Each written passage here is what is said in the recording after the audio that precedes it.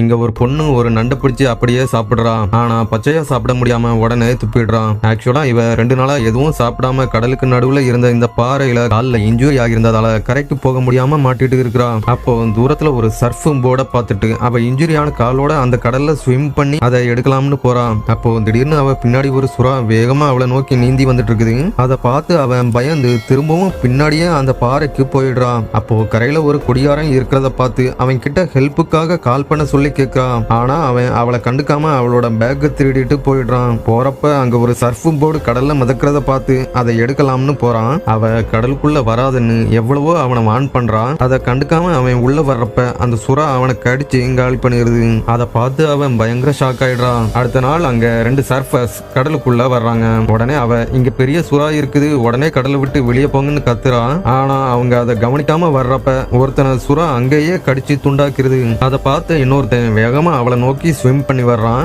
ஆனா லாஸ்ட் செகண்ட்ல சுறா அவனையும் இழுத்துட்டு போயிருது. அப்போ அங்க ஒரு இரும்பு கூண்டு கடல் மேல மிதக்கிறத பாக்குறான். உடனே வேகமா ஸ்விம் பண்ணி அது கிட்ட போறப்ப அந்த சுறாவும் அவளை ஃபாலோ பண்ணி பின்னாடியே வந்துட்டு இருக்குது. உடனே அவ அந்த இரும்பு கூண்டுல இருந்து ஒரு கம்பியை எடுத்து அந்த சுறாவை அப்படியே குத்தி அதுகிட்ட இருந்து தப்பிச்சு அந்த இரும்பு கூண்டுக்கு மேல ஏறி போய் உட்கார்ந்துடுறான். அப்போ திடீர்னு அங்க ஒரு போட் வருது.